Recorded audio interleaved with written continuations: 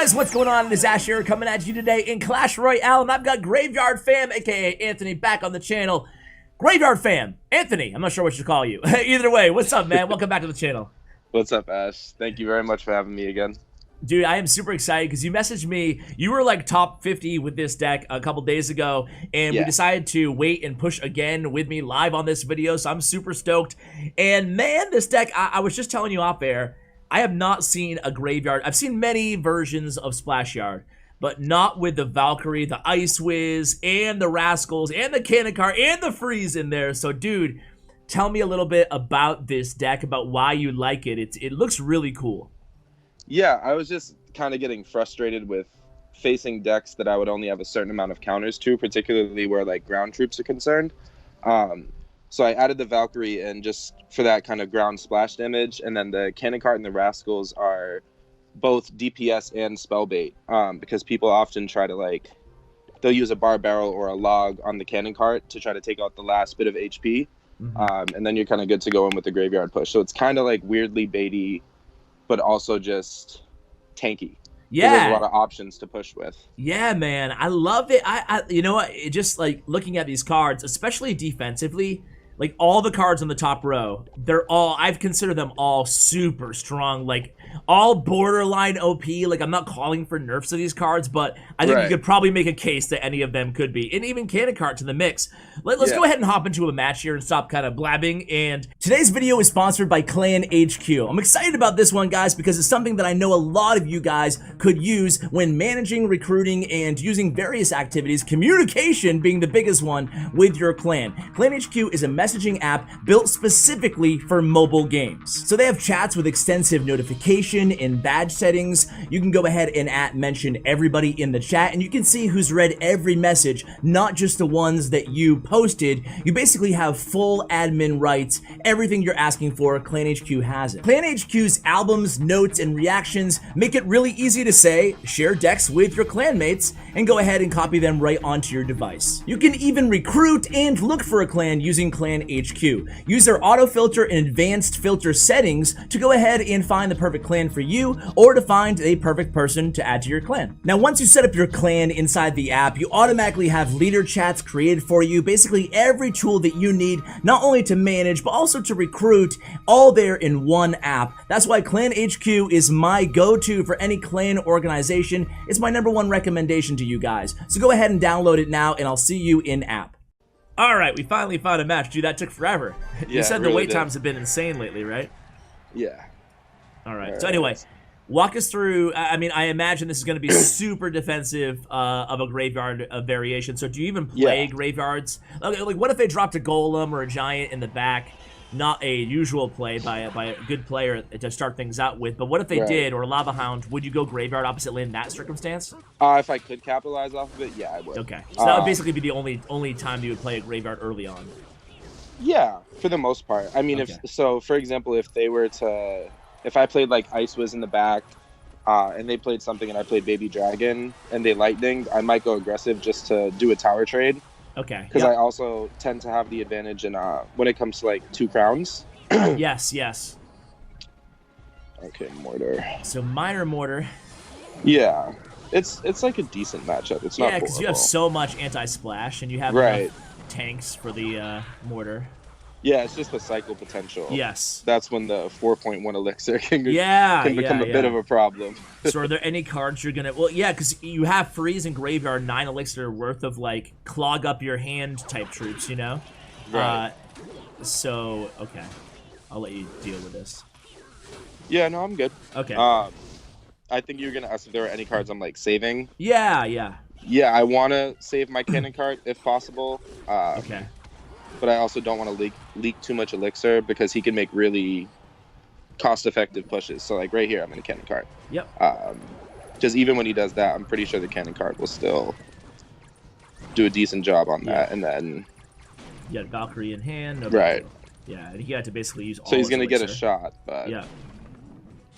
But you'll have it's also you just want to wait till double elixir pretty much to do anything worthwhile. And like the thing that everybody says about graveyard decks is that you always want to go same lane. And is that like a you know, a steadfast rule for you that you, no matter what, are always going to be trying to go the same lane, or is it? No, not at okay. all. Okay, cool. Yeah, sometimes it's actually the opposite, but Okay. it just depends on the matchup. It depends on how they're playing the deck as well. Okay. So like right now, see, he had to deal with the Rascals in the opposite lane. So if I can get him to split his bait troops up, that could be more effective for me than if he were to just play in the same lane. Because then he can just put his miner down to distract something, and then I could run into a bit of problems. So that's a fireball there. So this could be your graveyard chance. Right. If I can get through, it will. Yeah. Now, people, obviously, with your name, I assume they know you're playing Graveyard right away. But yeah. with the freeze, they don't suspect, I'm imagining, you know? Yeah. So, okay. I think it's just a better time for freeze right now, given the way that the meta's been set up. Yep. And there it is. Yeah.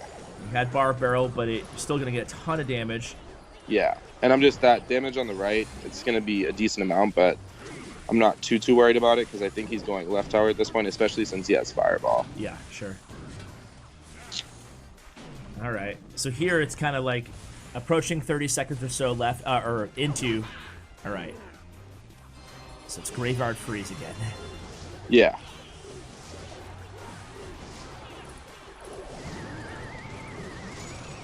Nice.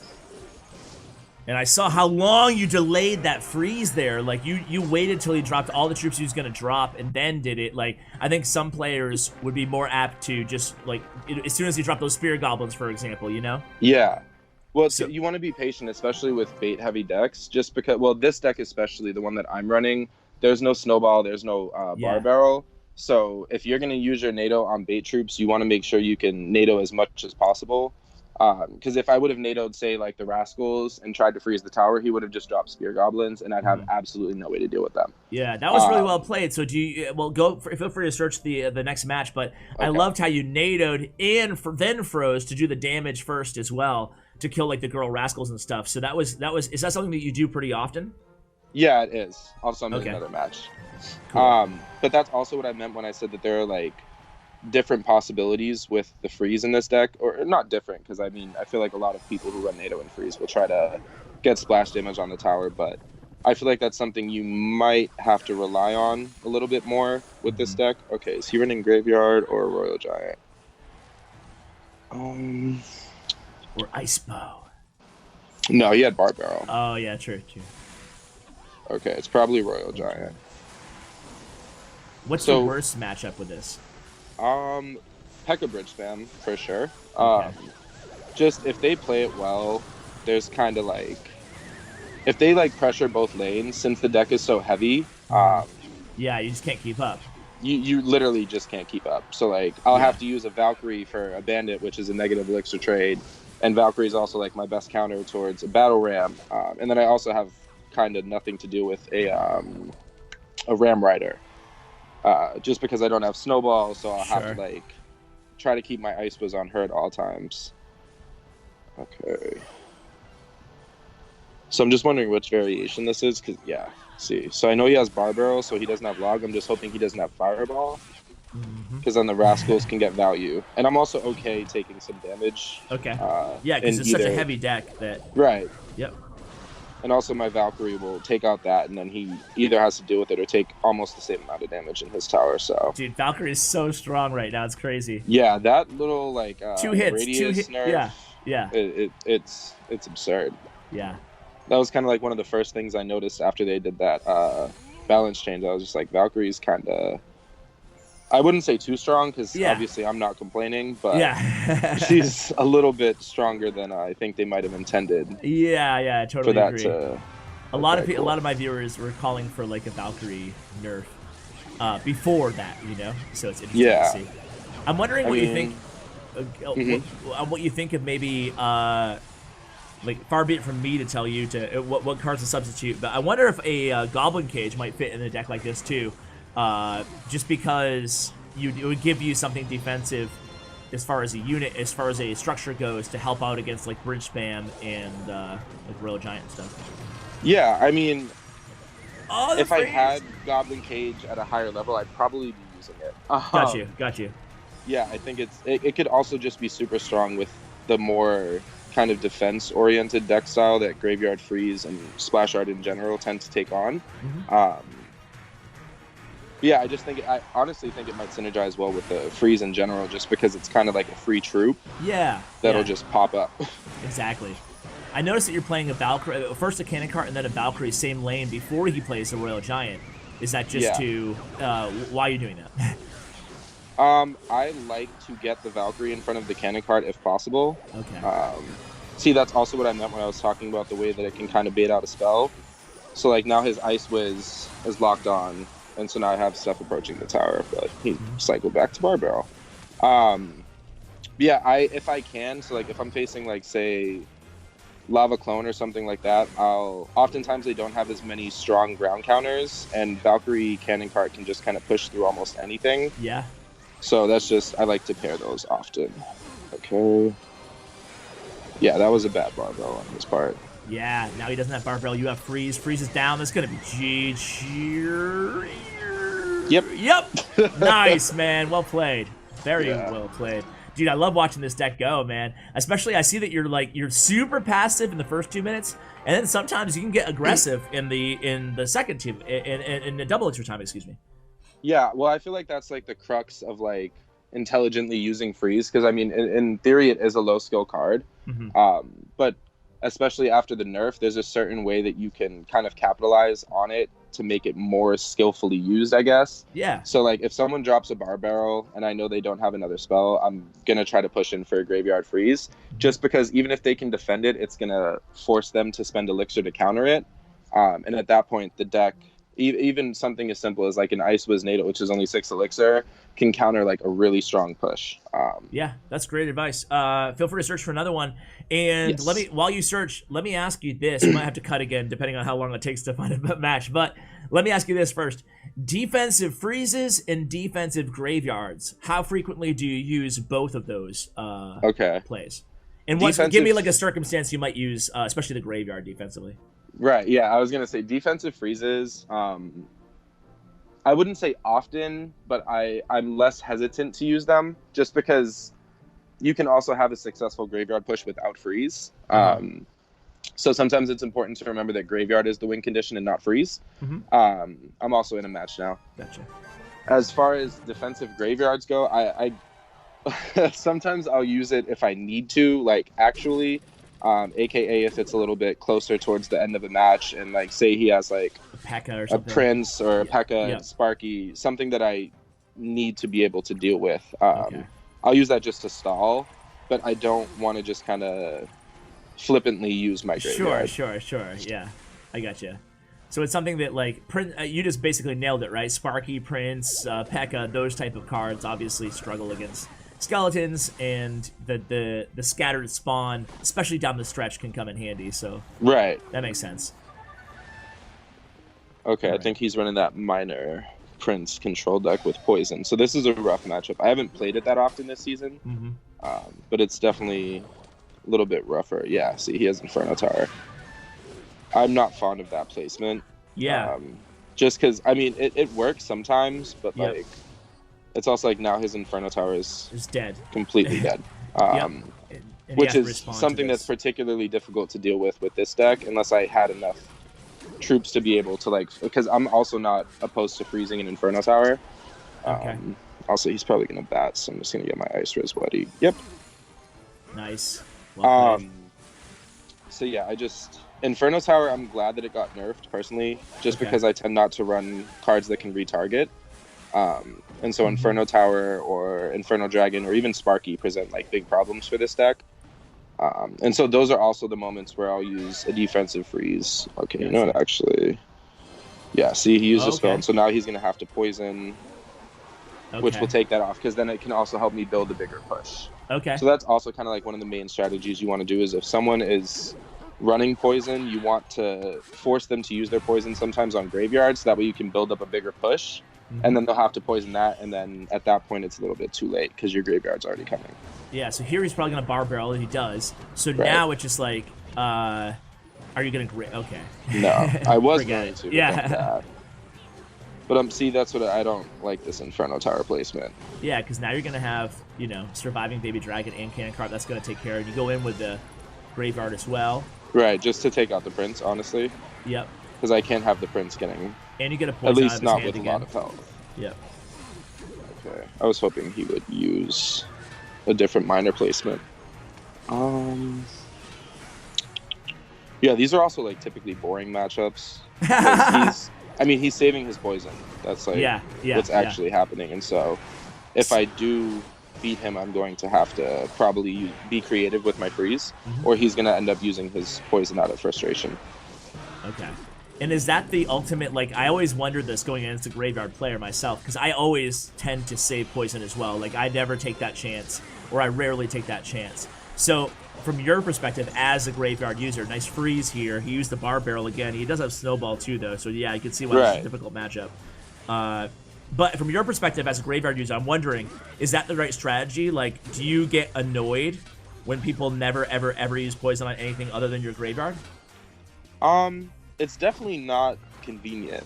Okay. So I should continue with that, keeping my not that you want to give tips to your opponents, but it's a good strategy to no matter what hold poison unless you give insane value. Right. Yeah. See, so like there, he just had to use his poison. And he also, I think, used his Bar Barrel. So I'm just gonna go in. My baby. Oh no, he didn't use his Bar Barrel, but your Baby Dragon's so still even on at the this tower. point, I'm still gonna get damage. Oh, tons of damage there. Nice. Yeah. And you gave him so much value again with that poison that it was hard for him to resist. Right. But he also wasted 5 elixir on his Inferno Tower too. Right. Not wasted, but he used, I should say. Oops. Okay, good. Yeah, so at this point, see, whenever he uses Bar Barrel, also I'm going to use Rascals. Okay. Yep. So immediately going with Rascals, you have Graveyard in hand. He has poison down, but he doesn't have right. And so now I'm going to kind of push, just because I know his main responses are going to be Beatty troops. Yep. And so at this point, oh, that Bar Barrel was good. Ooh. Yeah. Because you can see what I was trying to do there. Yeah. Oh, man. All right. So now you can't say you have it because there's only 70 seconds left and you don't have a big spell. But right. Definitely going to be Graveyard freeze time. Yeah. And now he's moved to just defense. Yeah, I'm also like in certain moments, like with his tower down this low, I'm okay freezing even if he poisons sometimes, just for that little bit of chip damage. Yep. And also the skeletons will still get 1 or 2 hits, so you can essentially at this point you're kind of playing it like a minor chip deck, where you're just kind of it's just a little bit more expensive. Yep. And hey, 141 left on his tower. You got this, man. Right. I think. I'm hoping he doesn't. Okay, cool. So as long as he keeps using his Prince to try to battle at the bridge, I should be okay. Yeah. See, like that is not the smartest play. Yeah, there's plenty of time left here. But yeah, the biggest worry with this. He uses Bar Barrel. He was gonna go in his opposite lane. Yeah. So there we go. Oh, GG's, man! 3 in a row. I love it. All right, I want you to coach me too with this deck. This deck seems so fun to play, but I gotta let you keep going first. You're on a win streak here, so let's search again, man. All right. So you told me off air too while you're searching that you're taking the game like a lot more seriously lately, and you're trying to be let's see where you're 180 right now. That you're trying to be like a competitive. You're going to be a competitive player or something like that. Yeah, I mean that's the goal. I feel like a lot of people have a joke where like I am a one-trick pony. I'm not gonna lie. I don't. Well, your name is Graveyard Fam, right? You know what I mean. So I feel like in order to try and get into more competitive styles of play, I'd have to kind of expand my knowledge of certain decks. But yeah, it's just been at this point, it's been getting particularly fun for me lately. Also, this meta I feel like might be a bit better for Graveyard players, just because. I mean, Poison's still prominent, but I feel like Lightning is also sneaking in. So it's more 50-50, whereas I feel like... Also, I'm in another match. I feel like previously Poison kind of dominated the meta, and so that kind of... It's a hard counter to Graveyard. So it's going to make it a bit more difficult. And also, kind of, it's a deterrent for people to not run Graveyard decks. How do you feel as a Graveyard player about Fisherman? Do you think that he could fit in Graveyard archetype or no? Or if he's buffed or something? I mean, he could, but I'm not too fond of the card, just for the simple fact that he also, like, can pull tanks closer to him. So like for example, not tanks like Golem, but like a mini P.E.K.K.A. or a P.E.K.K.A. Or it's one of those mechanics that's like great in certain moments, but can also be a problem because he's not a cyclable card. Yeah. So yeah.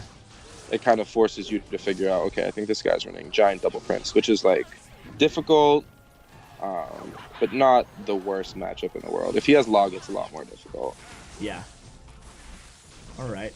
Against a against like a Golem deck, or against like a really heavy deck. So let's just say Golem, for example. Are you going to be like, what's the order of the defensive cards in a perfect scenario that you'd be placing? Like what is the perfect? Obviously, Cannon Cart's going to be in there somewhere, but is it like an Ice Wiz Cannon Cart combo, maybe Dragon, or like what would be your perfect defensive situation?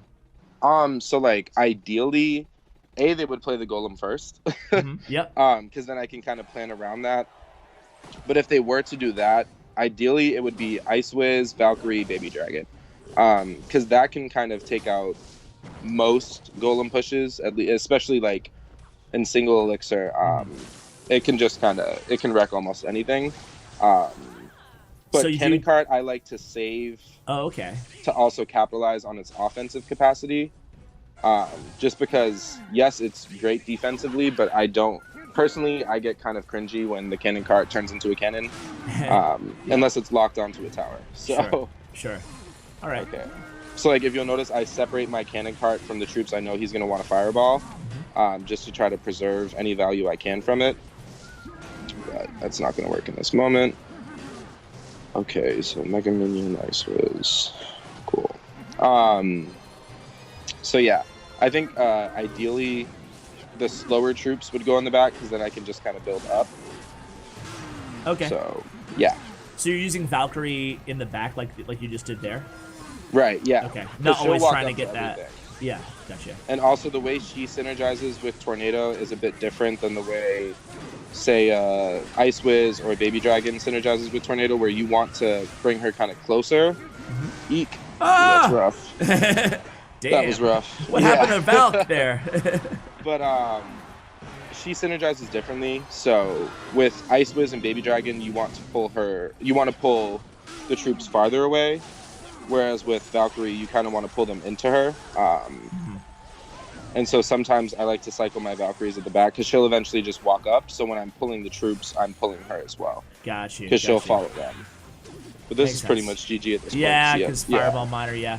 Right. All right. Well, hey, I cursed you. So. Yeah, that was a tough one, but I cursed you anyway. I was like, dude, the win streak is alive. I know you cost me 37 trophies. Right, like, my damn. bad. Ouch, ouch. Blame Ash. All right. So now it's my turn. So here I go. Feel free to spectate. I won't have as long as a wait as you do. All right, here I am. I'm against Mans. Okay. Good luck. Are you in the match? Yeah. Guys, I just played against the. I'm not even gonna include that match, because you can see it ended up okay, but he was playing like the weirdest mirror, just spam after spam after spam. So I'm gonna cut that match. We're gonna go into another one here. I need more of a challenge, fam. All right, so Angel the third. We're getting our next match. Starting hand much different than last time. We have a NATO Graveyard, Cannon Cart, Ice Wiz. So so Ice Wiz is the so obviously NATO. Yep. But Ice Wiz is the one card I don't ever want to play first. Okay. Unless they make a first move, just because I feel like its defensive potential is so much stronger than its offensive potential. So if you play an Ice Wiz, they could just push in the opposite lane. Really good good point there. And it's something that I see a lot of people, especially with this deck. I hope people didn't tune out when I started playing, because it's an important point, because, you know, you're right? Because, okay. So I'd go Cannon Cart in the back right. Yep. I feel like you have so many cards that kind of serve a lot of purposes in this deck. Right. You can, even like that last, well, I'm going to cut that last match, forget it. Right. So this is fun. And then I Ice Wiz kind of in the middle, just in case you need to NATO everything back. Come on, towers. Okay, that was good. Yeah, had to. Now I'm just going to NATO this. Right. Nice, Valk. Right. Oh, I somehow She's took ridiculous. Did I take a hit from the P.E.K.K.A. or a hog there? I don't know. I think how'd my tower go down? Executioner's axe. Oh, jeez. All right. Executioner's Axe went through. Okay, so he zaps there. So I'm trying to figure out what the heck spells he has. I am confused. So P.E.K.K.A, Xe, NATO, Right. Zap. Well, exactly. You figure he has NATO. So should I play Rascal same lane? What happened? Okay. I played Rascal same lane. I'm not sure if that was a good or bad play. The only reason I wouldn't advise is because he has Execution. Yeah, right. Just because he has something that could take him out. But Okay. like this is also a deck you can be a bit okay, that was weird, P.E.K.K.A. But you can be a bit comfortable taking damage just because it's heavy. Yeah. Or at least it seems heavy unless his last 3 cards are cycle cards. But okay. so you'll be able to kind of capitalize off of, like, say he drops a P.E.K.K.A. or something. Sure. You'll be able to capitalize off of that. This time, none of this Nice. Executioner crap. Right. All right. So I take a couple hits there, but I have Graveyard. I would Graveyard. Okay. Just because you can also freeze the Executioner depending on what else he has. Yeah, I would freeze for sure after that log. Because he does have Zap, but... Nice. Oh, yep. Cool. But the Executioner is down, so now his main defensive troop is off the table. All right, so Peck in the back, and I did the same thing that you just told me not to do. Well, if Executioner was in cycles, like right now, I just build up Baby Dragon, Ice Wiz, and just get ready. Okay. This is also a moment where I defensive freeze, if need be, especially if he drops a Hog. Okay. Right. And then, yeah, that's perfectly fine for now because that Peck is going to go down.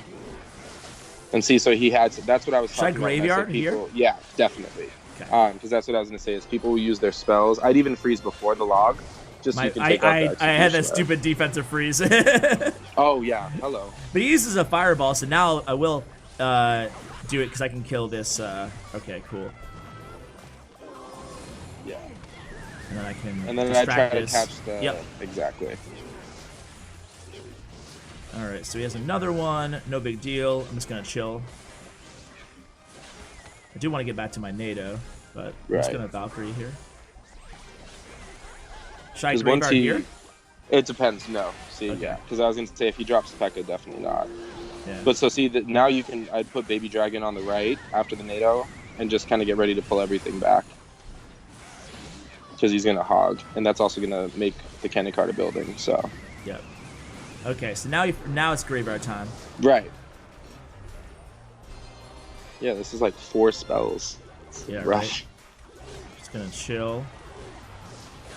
Okay, that's GG. Yeah. Wow, this is a fun deck, man. All right. Yeah, Good it's game. super versatile. And, yeah, and dude. I just want to keep playing it. Yeah, it's part of the fun, but it's also part of the challenge. Yeah. Because every card fulfills. Typically, in most decks, one card will fulfill a specific function. But with this deck, you kind of have to figure out which cards you're going to use for what, and also at what times, because those definitions can change depending on the match and the timbre of the match and what they decide to play. Yeah, man. Well, hey, I felt like you did a great job explaining the deck as always here. So any shout-outs or anything like that before we let you go? Just Fallon and Rack and Panda Scheme, my home clan, so... All right, man. Well, Anthony, a pleasure having you on again, man, as always. And guys, check out his Twitter information. I always say, I'm like, should I call him Anthony or Graveyard Fam? I still don't know. Check out Graveyard Fam's Twitter information. If you see him in the arena, you know what he's playing by the name in. Now you see him on the guest on the channel. And make sure you save your poison, guys. And check out his stats and profile thanks to statsroyale.com. He shot to Bren Chong, my YouTube partner. Anthony, thanks for coming on the channel, man. Appreciate it. Yeah, of course, man. Thank you so much for having me again. No problem. Guys, that's going to do it for the video. Thank you for watching. And as always, take care, guys.